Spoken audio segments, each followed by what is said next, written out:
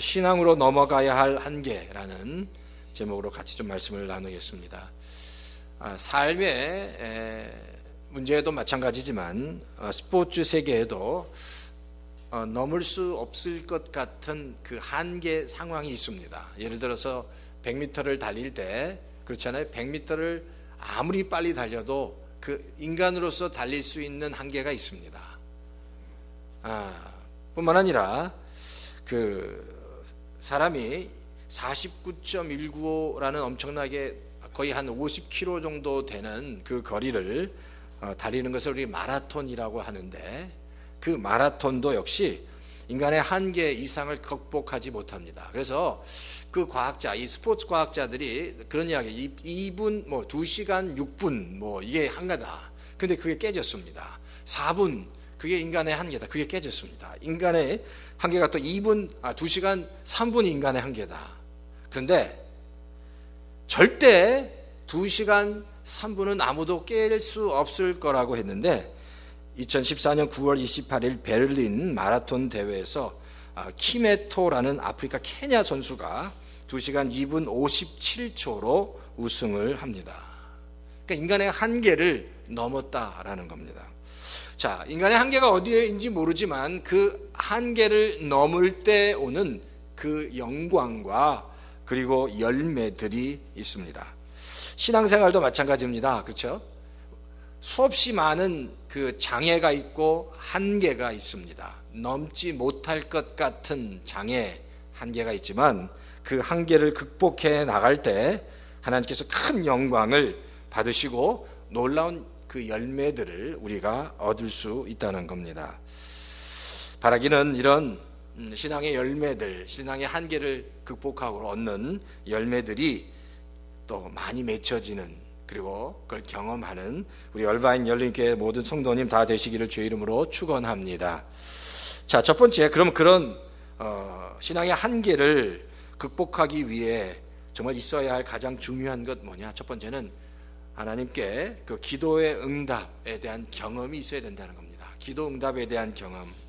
오늘 본문 9장 30절에서 33절에 보면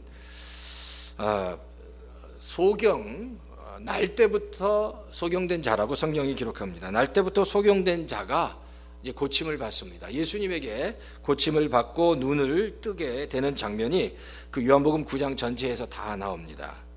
근데 문제가 바로 그거예요. 날 때부터 소경된 자가 눈을 뜨는데 그날이 바로 안식일이었습니다. 그래서 그 문제를 가지고 바리새 사람들이 예수님에게 이렇게 얘기하는 거예요. 어떻게 안식일을 범한 죄인이 하나님의 사람일 수 있느냐?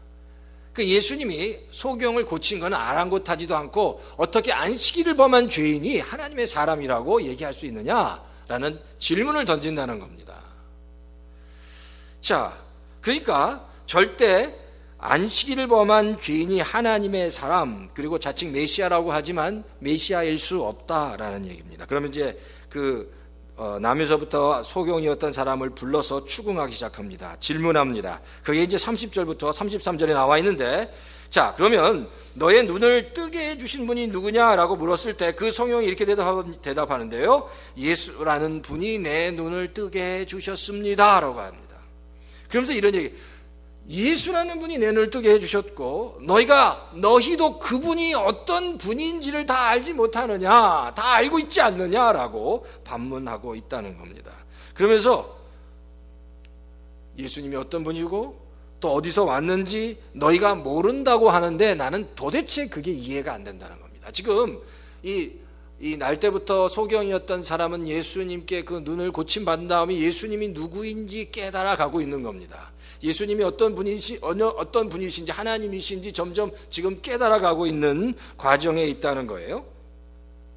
자, 그런데 보세요. 이 날 때부터 소경이었던 사람이 오늘 본문을 통해서 또 이렇게 얘기합니다. 자, 사람의 눈을 뜨게 한 것은, 이 날 때부터 소경이었던 사람의 눈을 뜨게 한 것은 창세로부터 처음 있는 일이 아닌가. 그렇기 때문에 이것은 하나님의 기적이다라고 얘기합니다. 그렇기 때문에 이 사건은 하나님께로부터 오신 분만이 행할 수 있는 놀라운 기적이다라는 겁니다. 그리고 이 부분에 대해서 이 소경이 어떤 인식을 가지고 있냐면 바로 자신이 눈을 뜬 것은 우리가 믿는 하나님에 대한 예수님의 기도의 응답이다라고 이해하고 있는 거예요. 우리가 믿는 하나님에 대한 예수님의 기도에 대한 응답을 내가 받았다라고 그렇게 지금 이 날 때부터 소경이었던 사람이 고백하고 있다는 겁니다. 기도의 응답이라는 겁니다. 하나님께서 나에게 주신 기도의 응답이다라는 겁니다. 우리가 신앙생활할 때 가장 중요한 것 중에 하나가 바로 우리가 기도한 것에 대한 응답입니다. 기도한 것에 대한 응답은 하나님의 역사, 그 기도 응답을 통해서 하나님의 역사를 경험하게 됩니다. 한번 우리 자신을 한번 돌아보십시오. 우리가 수없이 많이 기도합니다. 그 기도에 대해서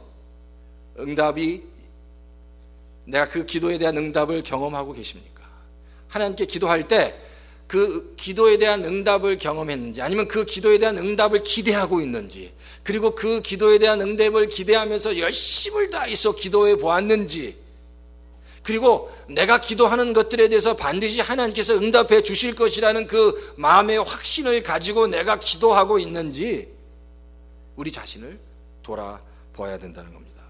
하나님께서 우리가 기도할 때 기도 응답이 있는데 기도 응답에는 세 가지가 있습니다. 뭐가 있을까? 첫 번째, 기도 응답하는 패런입니다. 우리가 기도할 때 그 기도에 대해서 분명히 예스라고 얘기하실 때가 있습니다. 예스, 내가 응답하겠다는 거예요. 내가 해주겠다는 겁니다. 그리고 하나님께서 또 응답 아니다라고 말씀하실 때도 있습니다. 또 세 번째는 응답이 없습니다. 아무 반응이 없습니다. 그런데 그것도 하나님의 응답이다라는 겁니다. 응답이다라는 거예요. 그러니까 세 가지 패런이 있는데 어쨌든 그러나 우리가 기도할 때 반드시 하나님은 우리의 기도에 응답하시는 분이다라는 겁니다. 그리고 그 하나님의 그 기도의 패런 가운데 하나님의 뜻이, 나를 향한 하나님의 뜻이 무엇인지를 우리가 확인하며 나아갈 수 있어야 된다는 거예요. 근데 바로 이런 기도할 때 기도의 응답을 경험하면서 뭐라고요? 우리가 영적인 세계, 우리가 이전에 경험하지 못한 하나님의 그 영적인 세계를 조금씩 경험하게 된다는 겁니다. 그러니까 신앙생활하는 게 그런 것 같아요. 신앙생활, 말씀을 공부하는 것, 성경 공부 많이 합니다. 성경 공부를 많이 하고 또 말씀을 읽는 그 모든 것도 하나님을 경험하기 위한 것입니다. 우리가 보이지 않는, 만져지지 않는 영적인 세계를 깨닫기 위해서 성경을 공부하는 겁니다. 그러니까 성경은 영적인 세계를 보여주는 거울입니다. 우리가 직접 영적인 세계를 볼 수 없기 때문에 성경 말씀을 통해서 영적인 세계를 보는 겁니다. 그러니까 하나님의 말씀을 영적으로 보고 그것을 실질적으로 그 영적인 세계를 경험하는 것이 우리에게 필요하다는 겁니다. 그러니까 말씀을 계속 지식적으로만 깨닫고 말씀을 율법적으로만 이해하면 우리가 영적으로 들어와야지는 겁니다. 우리가 신앙생활하면서 그 영적인 세계, 기도 응답 없이 그냥 계속 신앙생활을 하다 보면, 그리고 그 영적인 세계와 기도 응답에 대한 기대도 없이 신앙생활하게 되면 어떻게 될까요? 마음이 들어와야지는 거예요. 무감각해지는 거죠. 아무 기대도 없어지는 겁니다. 주일날 나와서 예배를 드리지만 그 예배 가운데 하나님을 깨닫고 느끼는 이런 그 영적인 센스가 점점 무감각해진다는 겁니다. 그러니까 우리가 항상 신앙생활 할 때 그게 중요해요. 내가 지금 하나님을 예민하게 지금 느끼고 있는가, 믿음으로 예민하게 느끼고 있는가, 그 하나님의 터치하심이 그 기도의 그 작은 기도 제목일지라도 그 기도가 응답됨으로 인해서 내가 기뻐하고 있는가, 정말 감사하고 있는가에 대해서 우리 자신을 돌아볼 수 있어야 한다는 겁니다. 근데 이제 바리새인들의 문제가 바로 그겁니다. 바리새인들의 문제. 어떤 문제가 있을까? 바리새인들은 기도 응답에 대한 체험이 많지 않았던 것 같아요. 영적인 세계에 대한 그런 마음의 문이 열려 있지 않았습니다.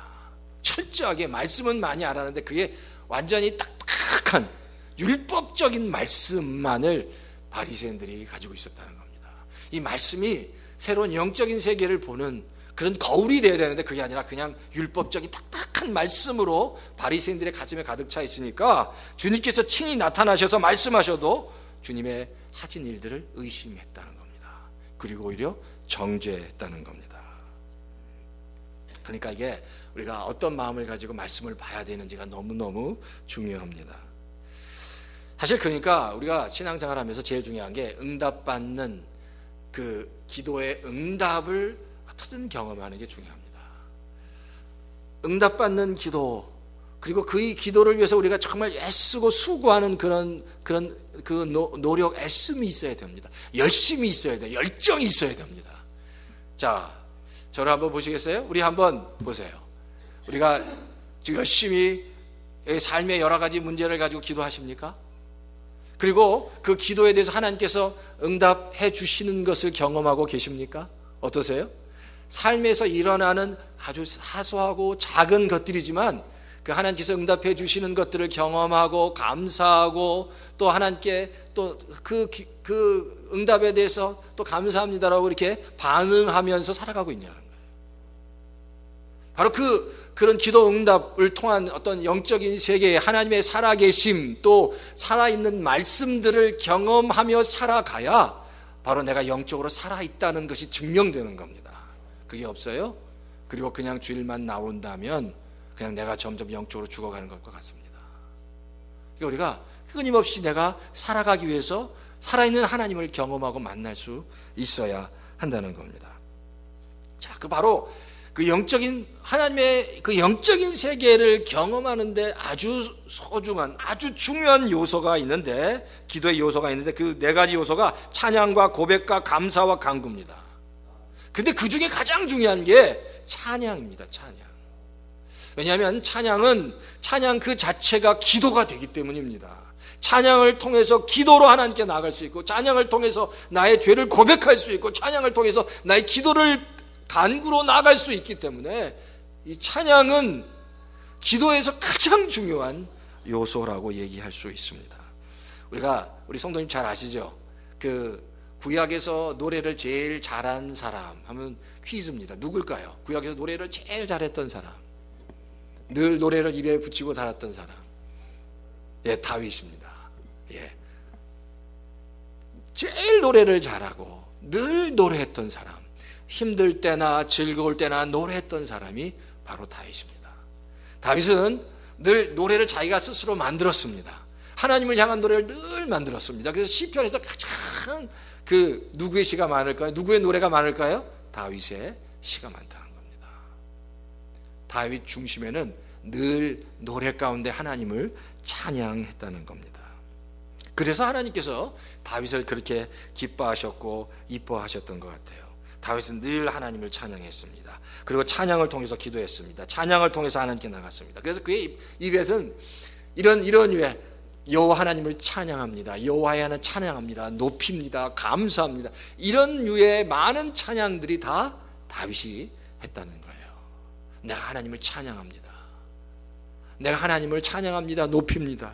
하나님의 인자하심과 그 높으심을 내가 찬양합니다. 끊임없이 다윗은 자기가 정말 너무너무 힘들 때, 사울 왕의 그 쫓김을 받으면서 너무너무 힘들 때도 다윗의 마음에는 항상 내가 하나님을 높입니다. 찬양합니다. 그래서 하나님과 늘 깊은 교제 가운데 있었다는 겁니다.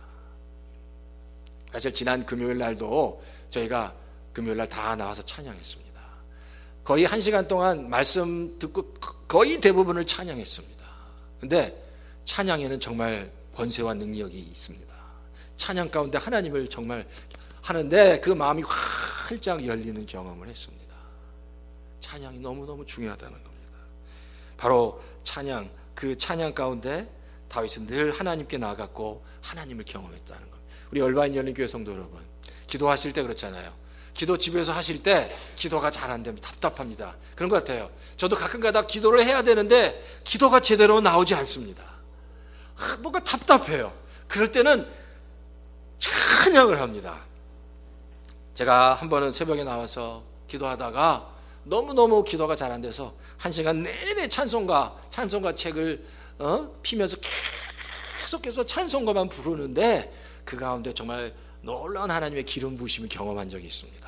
그러니까 찬양하는데 그 찬양의 곡조가 다 내 마음이었습니다. 그리고 나의 간구였습니다. 나의 고백이었고 죄 고백이었고 그리고 감사였다는 게 제가 깨달아지는 거예요. 그러니까 찬양할 때 하나님의 놀라운 역사가 있다는 겁니다. 여러분, 영국에 아주 유명한 부흥사가 한 사람이 있습니다. 누굴까요? 영국의 아주 유명한 부흥사 중에 감리교를 창시했던 존 웨슬레라는 목사님이 계십니다. 사실 성경의 목사님이셨는데 존 웨슬레 목사님은 말씀을 전할 때마다 그 말씀을 듣는 구름 같은 관중들이 그 말씀을 듣고 통회하고 자복하는 역사가 있었습니다.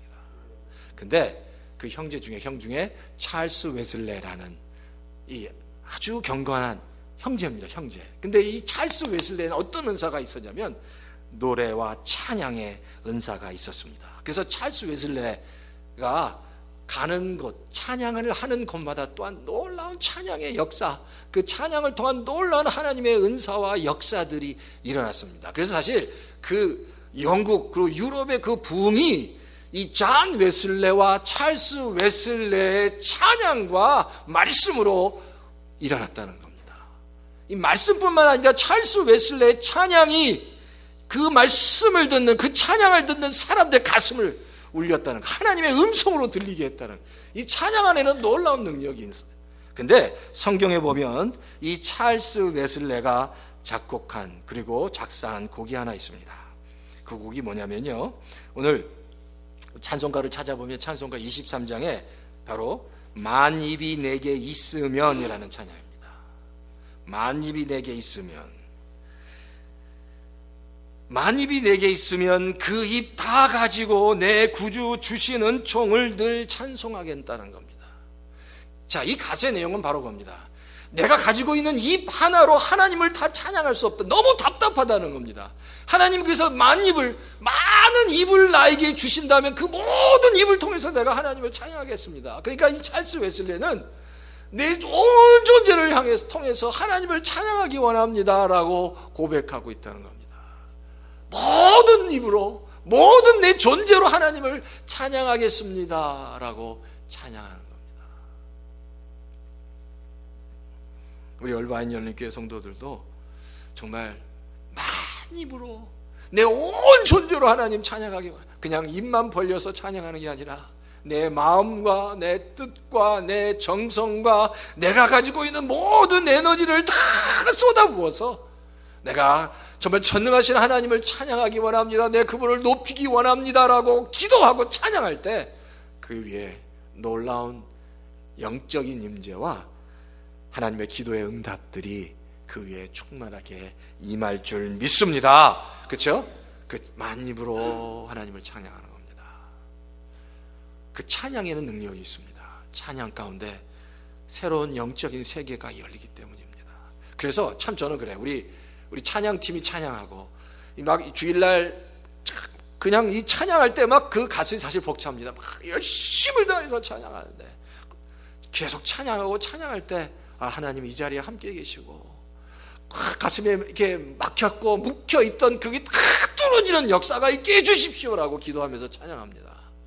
그런 찬양이 우리 가운데 있어야 되는 거예요. 그래서 23장에 보면 바로 이거예요. 만입이 내게 있으면 그 입 다 가지고 내 구주 주시는 종을 늘 찬송하겠네. 바로 만입이 내게 있으면 그 입 다 가지고 내가 주님의 그 은총을 찬송하겠다라고 찰스 웨슬레가 고백했다는 겁니다. 그래요. 제가 그렇잖아요. 만약에 어떤 사람이 하늘에 잔뜩 끼어있는 구름을 보면서, 그런 사람이 잔뜩 끼어있는 구름을 보면서 태양이 보이지 않습니다. 아니 태양이 없습니다 라고 외친다면 어떻게 생각하세요? 깜깜한 구름 때문에 태양이 안 보이는데 그걸 향해서 태양은 보이지 않고 태양은 없습니다 라고 얘기하면 어리석은 사람이잖아요. 그렇죠? 구름이 태양을 가렸으니까 태양이 안 보일 뿐이지 태양은 그대로 있잖아요. 우리가 그 얘기를 들으면 참 어리석다. 태양은 그래도 있는데. 근데 많은 성도들 중에 그런 분들이 있습니다. 우리가 이 땅을 살아가면서 하나님을 가리우는, 하나님을 가리워서 보지 못하는 일들, 우리를 실망시키는 일들, 우리를 힘들게 하는 일들, 우리를 상처나게 하는 많은 일들이 있습니다. 그 일들이 하나님을 보지 못하게 합니다. 우리 영안을 열어서 하나님을 보지 못하고 하나님을 느끼지 못하고 하나님을 깨닫지 못하게 해버립니다. 그러나 하나님이 안 계신 게 아니잖아요. 하나님은 여전히 계시지만 그런 것이 가리울 뿐입니다. 근데 그 하나님을 가리우는 것을 뚫고 나갈 수 있는 힘이 어디 있느냐? 찬양을 통해 있다는 겁니다. 만입을 통해서 하나님을 찬양하고 나갈 때 하나님을 경험할 수 있습니다. 하나님을 만나야 된다는 겁니다. 하나님을 만나야 된다는 겁니다. 그게 바로 하나님을 만나는 것이 우리의 기도의 응답이다라는 겁니다. 바라기는 그렇죠. 한번 정말 뜨겁게 기도하기 위해서 먼저 찬양하십시오. 집에서도 한번 열심을 다해서 찬양하시고, 찬양을 통해서 영을 마음의 문을 열고 그 생각을 열고 하나님 내 존재 가운데 들어와 주십시오라고 아주 정말 진심으로 기도하시는 우리 얼바인 열린교회 모든 성도님 다 되시기를 주의 이름으로 축원합니다. 두 번째는요, 그 신앙의 그 단계, 영적인 단계를 넘어가기 위해서는 예수님에 대한 분명한 고백입니다. 이 얘기는 예수님을 만나야 된다는 겁니다. 다시 만나야 늘 만나야 된다는 겁니다. 그리고 예수님에 대한 또 다른 계속 고백을 해야 된다는 겁니다. 확실한 고백입니다. 35절에 성경은 얘기합니다. 바리새 사람들이요, 날 때부터 소경된 사람이 눈뜬 것을 보고 결국 35절에 이렇게 얘기합니다. 그를 내쫓았다라고 성경이 얘기합니다. 9장 35 내쫓았다는 얘기가 뭘까요? 35절에 바리새 사람들이 그 사람을 내쫓았다. 이게 표준세번역에는 내쫓았다인데 이게 사실 출교시켰다는 겁니다. 너희는 더 이상 유대교가 아니라 이제 출교시킨 겁니다. 유대교 교인이 아니다라는 겁니다. 쫓아버렸습니다. 왜 쫓아버렸어요? 그가 예수님을 메시아로 인정했기 때문입니다. 그게 꼴보기 싫은 거예요. 그래서 그를 출교시켰다는 거예요. 근데 그 소식을 예수님이 들었습니다. 그리고 그에게 찾아가셨습니다. 그리고 그에게 오늘 성경에 보니까 딱 한 가지 질문을 하는데 그 질문이 35절 한번 다 같이 한번 읽어보시겠어요? 큰 소리 35절 다 읽겠습니다. 시작. 바리새파 사람들이 그 사람을 내쫓았다는 말을 예수께서 들으시고 그를 만나서 물으셨다. 내가 인자를 믿느냐? 뭐라고요? 내가 인자를 믿느냐? 지금 예수님께서 이 날 때부터 소경이었던 지금 눈을 뜬 그 사람에게 무슨 내가 인자를 믿느냐? 이 얘기인 겁니다. 내가 나를 믿느냐? 내가 하나님의 아들인 걸 믿느냐? 근데 제가 분명히 말씀드렸죠. 주님에 대한 믿음의 고백은 두 가지가 분명히 있어야 됩니다. 첫 번째가 뭐죠? 주님을 뭐로 고백해야 된다고요? 제가 많이 주님을 무엇으로 고백해야 됩니까? 주인으로 고백하는 겁니다. 내 주인으로. 두 번째는 뭐죠? 주님을 나의 구세주로 고백해야 되는 겁니다. 두 가지 고백이, 그러니까 주인으로 나의 주인으로 고백해야 된다는 거예요. 근데 구세주는 우리의 문제와 우리의 죄 가운데 구해주시는 주님을 구세주라고 우리가 고백하는 거예요. 근데 지금 이 날 때부터 소경된 자는 이미 육체 질병을 고침받았다는 거예요. 그의 문제 가운데 그는 구원을 받은 겁니다. 그러니까 예수님이 구세주가 되신 것을 경험한 겁니다. 근데 내가 나를 믿느냐라는 이 질문은 과연 네가 나를 너의 주인으로 고백할 수 있느냐? 하나님으로 메시아로 구세주가 아니라 하나님으로 메시아로 고백할 수 있느냐라는 질문입니다. 그 질문에 대해서 바로 이 날 때부터 이 소경이었던 사람이 분명하게 질문합니다. 그렇습니다. 예수님, 내가 당신을 믿습니다. 라고 이야기합니다. 그렇습니다, 주님. 만났기 때문에 이렇게 고백할 수 있는 게 그가 예수님을 만났기 때문입니다. 근데 사실 그는 드라마틱하게 만났습니다. 날 때부터 소경이었는데 생각하지도 않게 주님이 찾아오셔서 그의 질병을 고쳐주신 겁니다. 주님을 만났다는 겁니다. 우리 인생 가운데 늘 이런 주님을 만나는 역사들이 있어야 됩니다. 사실 제가 이번에 요즘 이제 제가 카톡으로도 한번 보내드렸는데 요즘에 베스트셀러인 책이 하나 있습니다. 그게 예정이라는 책입니다. 이제 그 책의 주인공이 오랫동안 불교에 심취했던 서우경이라는 자매입니다. 그러니까 불교 대학에서 교수로 사역하면서 불경을 연구하고 또 그냥 연구한 게 뿐만 아니라 그 경전을 수만 권씩 찍어서 우리나라 각 도시의 사찰과 미국까지 보낼 정도로 열정을 가지고 있는 불교 포교를 위해서 정말 애썼던 자매였습니다. 그런데 그 자매가 하나님을 만났다는 거예요. 정말 하나님께서 이 서우경이라는 그 자매를 강권적으로 만나 주신 겁니다. 그 하나님과의 그 만남이 그의 삶을 바꿔 준 겁니다. 우리가 오늘 본문에서 얘기했던 소경도 역시 태어나면서부터 소경이었는데 주님께서 찾아가서 그를 만나 주셨습니다. 여기서 중요한 게 그겁니다. 모든 하나님의 자녀가 이렇게 정말 극적이고 드라마틱한 만남을 가질 수는 없습니다.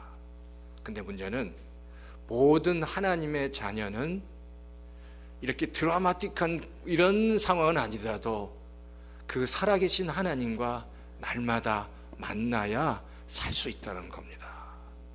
그 살아계신 하나님을 내가 만나지 않고는, 그렇잖아요. 우리가 자녀가 부모님을 만날 때마다 기쁜 것처럼 만나지 않고서는 내가 살 수 없다는 겁니다.